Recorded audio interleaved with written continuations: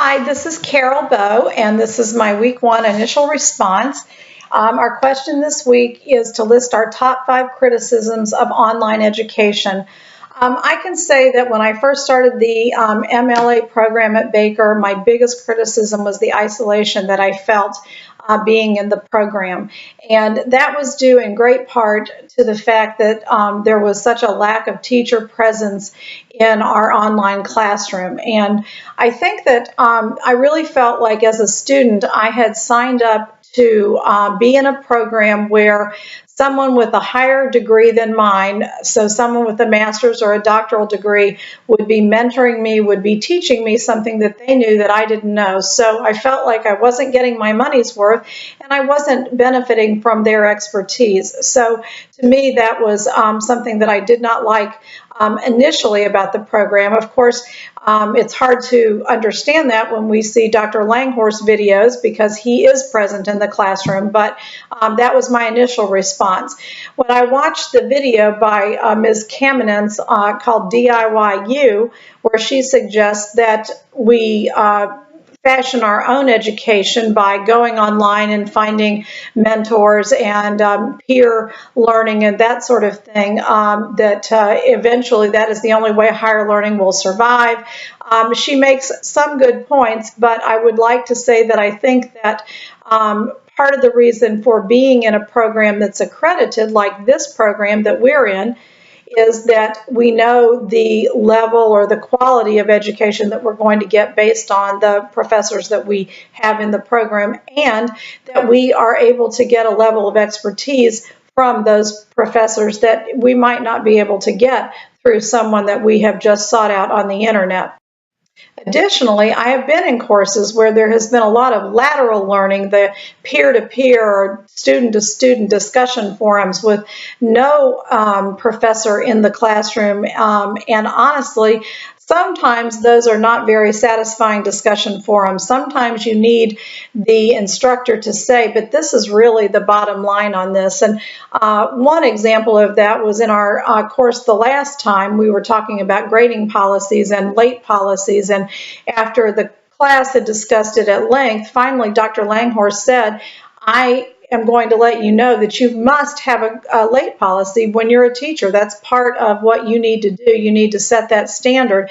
And so he wasn't saying you have to have my policy, but that as a teacher, we would need to devise our own policy. And I think that that's what we need to hear. That's what we want to know from him. We want to know how to do this. We're trying to learn how to be online teachers, and we want his expertise in that area.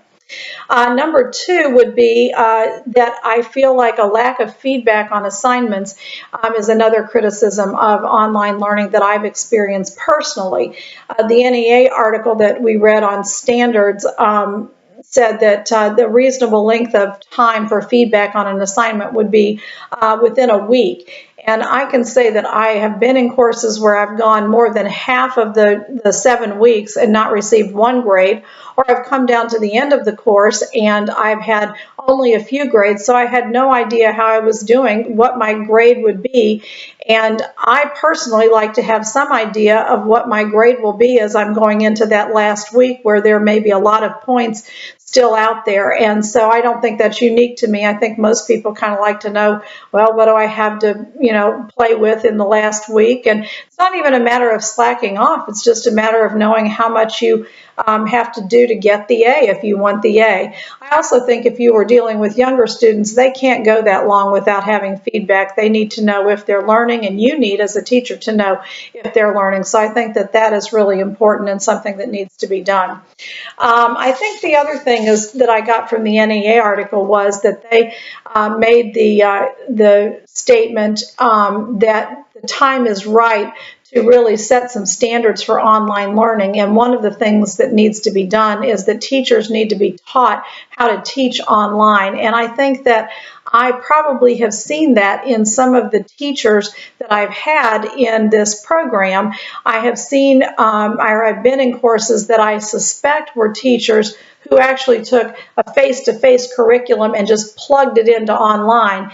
And they've not been as interesting. They've been more text supported classes. We did a lot of writing, a lot of Word documents, and as a result, I found them to be not only more dull in some respect, but also I feel like there were a lot of online resources that were not available to us or that we didn't use because they just weren't tapped into. And I think that that would have been an important thing for those particular professors to have been familiar with. And so I think that that inconsistency in the classroom experience probably is something that has been a little bit frustrating. Number 4 that kind of goes along with that is also the inconsistency, and this is probably something that you would find in a face-to-face class, or also you could attribute to just teacher preferences, but some teachers would have 20 hours worth of work and some would have 30, and that of course is dependent upon how quickly I work, and some also have that last capstone project in the last week that might be 30% of your grade, and those things I find are very challenging, and so maybe that's part of just being in a master's program, but I really think that there should be some thought at just maybe on the university level, really what are we looking for in a student? Do we want to see consistent work throughout, or do we need that one big push at the end? But that has been something that I find I have not enjoyed about the experience. I really didn't have a 5th thing. So my go-to as a criticism would be technology, because I personally have a problem with technology, but you can't have online learning without technology. So I wouldn't say I criticize it. I just think that there need to be ways to get help with technology more quickly when you need that help. And so I don't really know what that is. Honestly, technology is just something that is always a problem for me, but I know as a teacher I'm going to have to find some go-to things, and that's what I plan on doing, and those are the ones that I'll use initially so that I can enhance my students' learning, but also not frustrate them because of my lack of technological experience, and hope that I can be one of those teachers that can take my classroom experience, but also transfer it to an online learning experience that's good for them. So I'll be anxious to hear what you have to say too.